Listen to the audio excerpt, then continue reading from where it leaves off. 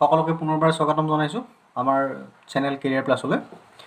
Dimensional এনালাইচিছৰ পাছত class 11ৰ এটা খুব ইম্পৰ্টেণ্ট টপিক আজি আমি ডিছকাছৰ কাৰণে ল'ম, এইটো হৈছে ৰ'টেশ্যনেল ম'শ্যন। ত' ৰ'টেশ্যনেল ম'শ্যনত 2010ৰ পৰা 2019লৈকে নীট এক্সামত যিমানবিলাক কুৱেশ্যন আহিছে আমি আটাইবিলাক ছল্ভ কৰিম। এটা ভিডিঅ'ত এইটো কমপ্লিট নহ'বগৈ, কাৰণ এইটো বহুত লেন্থটো বাঢ়ি যাব। চ' সেইকাৰণে আমি দুটা তিনিটা পাৰ্ট বনাই ল'ম ইয়াৰে। ত' ফাৰ্ষ্ট পাৰ্টত বেচিকেলি আমি ষ্টাৰ্ট কৰিম 2010ৰ পৰা। 2010 আৰু 11ত অহা 5টা ইম্পৰ্টেণ্ট নিউমাৰিকেল আমি ইয়াত ডিছকাছ কৰিম। ভিডিঅ'টো সম্পূৰ্ণকৈ চাবা আৰু প্ৰত্যেকটো নিউমাৰিকেল কপিত নোট ডাউন কৰি যাবা, যাতে ইয়াৰ লগত সংগতি থকা বেলেগ নিউমাৰিকেল তোমালোকে প্ৰেক্টিছ কৰিব পাৰা। 2010ৰ কুৱেশ্যনটো আমি লৈছোঁ। ইয়াত কৈছে ওমেগা এংগুলাৰ ভেল'চিটি, ওমেগা কৌণিক বেগেৰে গ্ৰামোফোন এটা ঘূৰি আছে। এইটো ধৰা হ'লে এনেকৈ ঘূৰি আছে। এতিয়া গ্ৰামোফোনটোৰ ওপৰত এটা কইন, মুদ্ৰা এটা আমি ৰাখিছোঁ। এইটো এটা মুদ্ৰা, কেন্দ্ৰৰ পৰা ইয়াৰ দূৰত্ব স্মল আৰ। চ' এই ক্ষেত্ৰত গ্ৰামোফোনটোৰ লগত মুদ্ৰাটো ঘূৰি থাকিব লাগে। ঘূৰি থাকিলে কোনটো চৰ্ট ইয়াত ফুলফিল কৰিব আমি উলিয়াব লাগে। একদম চিম্পল। যেতিয়া বস্তু এটা বৃত্তাকাৰ কক্ষত ঘূৰিব, তাক কি বলৰ প্ৰয়োজন? অভিকেন্দ্ৰিক বলৰ প্ৰয়োজন, চেণ্ট্ৰিপিটেল ফ'ৰ্চ। চেণ্ট্ৰিপিটেল ফ'ৰ্চ, চেণ্ট্ৰিপিটেল ফ'ৰ্চ আমি জানো mv²/r। এইটো যাতে চেণ্ট্ৰিপিটেল ফ'ৰ্চটো কেতিয়াও নিজে নিজে উদ্ভৱ নহয়, তাক সদায় ছাপ্লাই কৰা হয়। চ' এই ক্ষেত্ৰত গ্ৰামোফোনটোৰ ওপৰত কইনটো ৰৈ থাকিব লাগিব আৰু একে সময়তে গ্ৰামোফোনটোৰ লগত ঘূৰি থাকিব লাগিব। ত' চেণ্ট্ৰিপিটেল ফ'ৰ্চ ইয়াত কোনে ছাপ্লাই কৰিব? গ্ৰামোফোনৰ পৃষ্ঠ আৰু কইনৰ তলৰ পৃষ্ঠৰ মাজৰ যোনটো স্থিতি ঘৰ্ষণ বল আছে, সিয়ে চেণ্ট্ৰিপিটেল ফ'ৰ্চটো কইনটোক যোগান ধৰিব, যাৰ কাৰণে সি বৃত্তাকাৰ কক্ষত ঘূৰি থাকিব। চ' চৰ্তটো এনেকুৱা, যদি static frictional force SF greater than or equal to centripetal force হয়, তেতিয়া ই কইনটো ইয়াত ৰৈও থাকিব আৰু একে সময়তে ঘূৰিও থাকিব। এইটো চৰ্ত। তো একদম simple. Static frictional force mu mg greater than or equal to centripetal force, কইনৰ চেণ্ট্ৰিপিটেল ফ'ৰ্চ mv²/r। চ' এমটো ক'ৰ পৰা আহিল? এমৰ ইয়াত কোনো উল্লেখ নাই। এমটো আমি ধৰি ল'লোঁ কইনৰ ভৰ, কইনটোৰ ভৰটো স্মল এম। তো ইয়াক দিছে, ইয়াতে দিছে আমাক এংগুলাৰ ভেল'চিটিৰ ক্ষেত্ৰত। ভিটো লিনিয়াৰ ভেল'চিটি, আমি জানো যে v = r ওমেগা। চ' ভিটো ৰিপ্লেচ কৰিলে r ওমেগা আহিব। চ' এম কেঞ্চেল গ'ল। Mu g greater than or equal to v², মানে r² ওমেগা² ডিভাইডেড বাই r।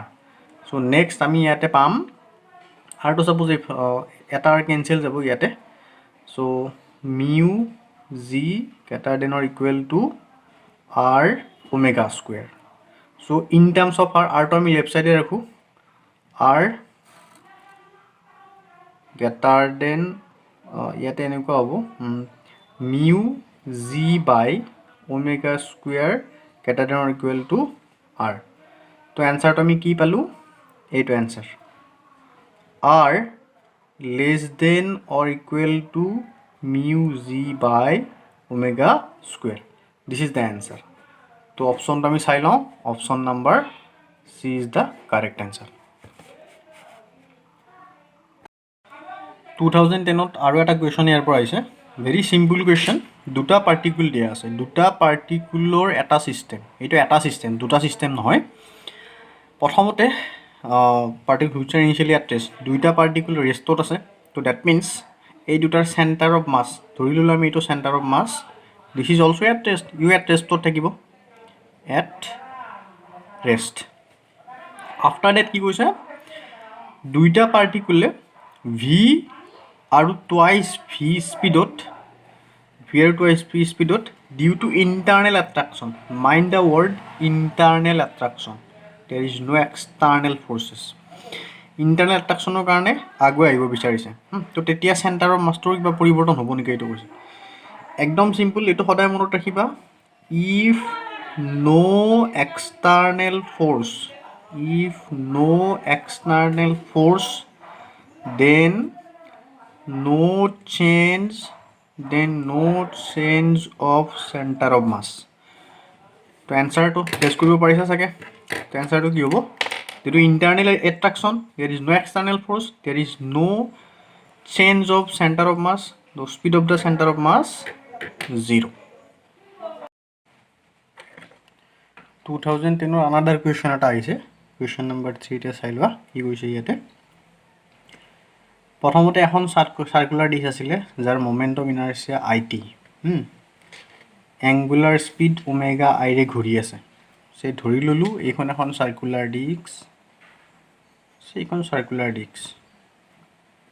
এৰ মোমেন্ট অফ ইনাৰ্চিয়া it আৰু angular speed hall omega i এনেকৈ ঘূৰি আছে নেক্সট সেকেন্ড স্টেপত আহিল সেকেন্ড এখন ডিস্ক ইয়াৰ ওপৰত আমি প্লেস কৰি দিম সেকেন্ড ডিস্ক এখন এইটো ইয়াৰ ওপৰত এখন প্লেস কৰা হৈছে ইয়াৰ moment of inertia ib second খনৰ মোমেন্ট অফ ইনাৰ্চিয়া ib আৰু গোটেই সিস্টেমটোৰ another disk of moment of inertia ib is dropped coaxially onto the rotating disk initially the second disk has zero angular speed প্ৰথমতে angular speed 0 আছিল তাৰ পাছত eventually both the disks rotate okay so এইখন ইয়াৰ ওপৰত place কৰি দিয়াৰ পাছত গোটেই সিস্টেমটোৰ moment of angular momentum sorry angular speed hall omega f so initially কেৱল প্ৰথম ডিস্কখনৰ কাৰণে angular speed আছিল omega i দুই নম্বৰখন প্লেস কৰি দিলু তেতিয়া গোটেই সিস্টেমটোৰ angular speed হল omega f so এতিয়া প্ৰথম ডিস্কখনৰ পৰা কিমান এনাৰ্জি লস হ'ব সেকেন্ডখন প্লেস কৰাৰ পাছত কিমান এনাৰ্জি লস হ'ব হেইটো আমি উলিয়াব লাগে ভেৰি সিম্পল কনসেপ্ট এটাই ইয়াতে আমি কি মনত ৰাখিব লাগিব if no external torque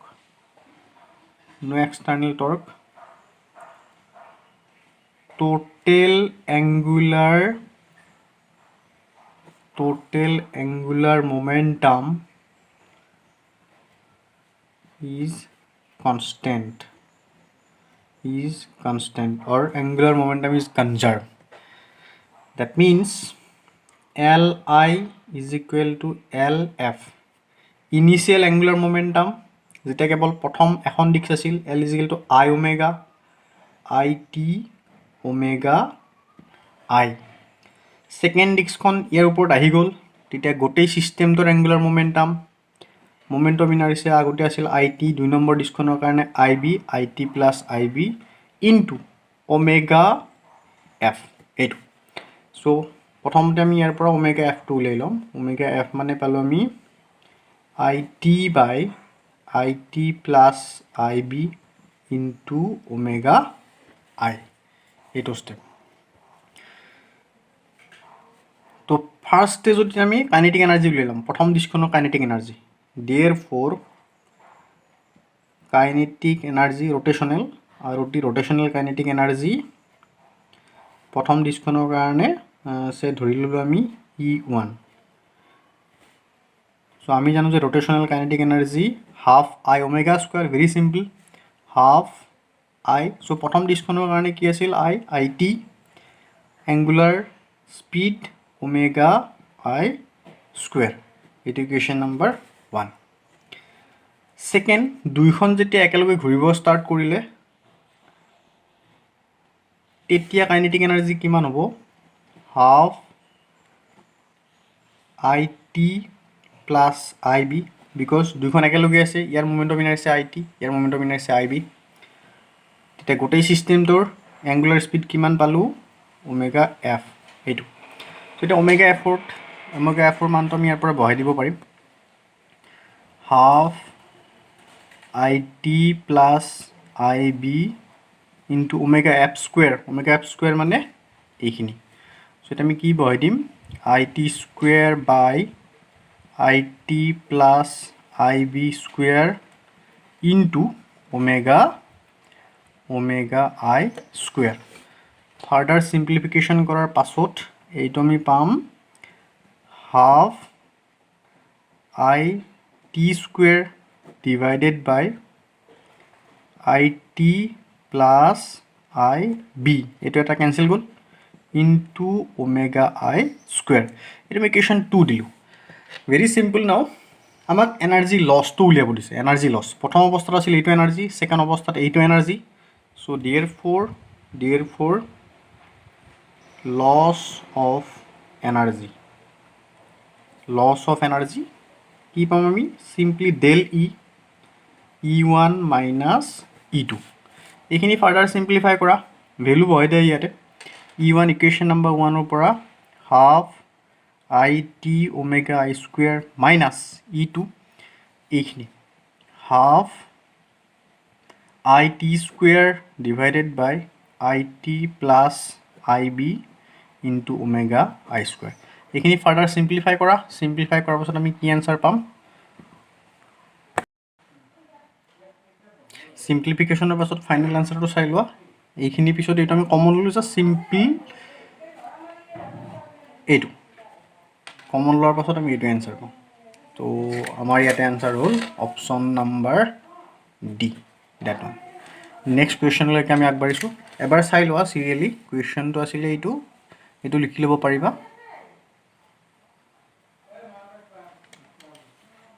এইটো 2011 ৰ নিট কুৱেশ্যনটো আমি চাই লৈছোঁ পেপাৰৰ ইয়াতে ৰড এটা আমাক দিয়া আছে এইটো এডাল rod mid point that means centre of mass mid পইণ্টৰ মাজেৰে যোৱা অক্ষ সাপেক্ষে এই ৰডডালৰ মোমেন্ট অফ ইনাৰ্চিয়া আমাক দিয়া আছে I নট এটা কুৱেশ্যনটো হ'ল যিকোনো এটা মূৰেৰে এইটো মূৰ ল'লো আমি এইটো মূৰেৰে পাৰ হৈ যোৱা এইডাল অক্ষ সাপেক্ষে সেই একেডাল ৰডৰ মোমেন্ট অফ ইনাৰ্চিয়া কোনটো এইটো উলিয়াব লাগে very easy question directly from parallel axis theorem তোমালোকে জানা দুটা থিওৰেম আছিল মোমেন্ট অফ ইনাৰ্চিয়া এটা পাৰপেন্ডিকুলাৰ এটা প্যাৰালেল এক্সিস থিওৰেম তো প্যাৰালেল এক্সিস থিওৰেমতে কি হয় এইটো অক্ষ সাপোজ ধৰিলো আমি AB so IAB is equal to ICM center of mass মাছেৰে যোৱা অক্ষ সাপেক্ষে পোৱা moment of inertia plus whole mass of the rod capital M then এইখিনি ডিস্টেন্সৰ স্কয়াৰ সো ৰডডালৰ টোটাল লেন্থটো আছিলে ক্যাপিটেল L মিড পইণ্টৰ পৰা ইয়ালৈকে কিমান হ'ব L/2 তো M into that distance square L/2 square so very simple আমাক দিয়া আছে সেন্টার অফ মাসেৰে যোৱা অক্ষ সাপেক্ষে moment of inertia I not তো I not plus M L square by 4 option number A 2011 ৰ কুৱেশ্যন 2 আমি চাই লৈছো এতিয়া চকা এটা ঘূৰি আছে ইনস্টেন্টেনিয়াস অ্যাঙ্গুলাৰ পজিশন যিকোনো এটা পয়েন্ট ইয়াৰ ইনস্টেন্টেনিয়াস অ্যাঙ্গুলার পজিশনটো আমাক দিয়া আছে এইটো থিটা t is equal to that one so কিমান সময়ৰ মূৰত টৰ্ক অন দা হুইল তো এই চকাটোত টৰ্কৰ এমাউন্টটো 0 হ'ব ভেৰি সিম্পল কুৱেশ্যন নিটত একদম সহজ question tau is equal to we know that I alpha where I is the moment of inertia alpha angular acceleration যেহেতু চকা এটা বডি হয় moment of inertia will never 0 তো if tau is equal to 0 tau to 0 then we can say alpha is equal to 0 since I is not is equal to 0 this is the moment of inertia तो angular acceleration means d omega by dt that one angular velocity divided by time so again velocity angular position or key relation omega is equal to theta by t so for very small d theta by dt so we can define it from here omega d theta by dt theta to dia ase that one so d theta by dt kiman hol 6 t square minus 12 t so that means d dt of 6 t square minus 12 t is equal to 0 तो ये आपको differentiate करा ইয়াতে পাম আমি 12 t minus 12 is equal to 0 so time to উলিয়াব দিছে কিমান টাইমত simply 1 second so option D is the correct answer that one আশা কৰিছো এই পাঁচটা নিউমেৰিকেলৰ বিভিন্ন কনসেপ্ট তোমালোকৰ ক্লিয়াৰ হৈছে যদি ভিডিওটো ভাল লাগিছে লাইক কৰক শ্বেয়াৰ কৰক যাতে অসমীয়া মাধ্যমৰ অধিকাংশ ছাত্ৰ ছাত্ৰী আমাৰ এই চেনেলটোৰ জৰিয়তে উপকৃত হ'ব পাৰে। আৰু এতিয়ালৈকে যোনে ছাবস্ক্ৰাইব কৰা নাই ছাবস্ক্ৰাইব কৰি লওক, যাতে ইয়াৰ পৰৱৰ্তী পাৰ্ট 2টো আমি অতি শীঘ্ৰেই লৈ আহিম। পৰৱৰ্তী পাৰ্টৰ ন'টিফিকেশ্যনটো সোনকালে তোমালোকে গম পাই যোৱা।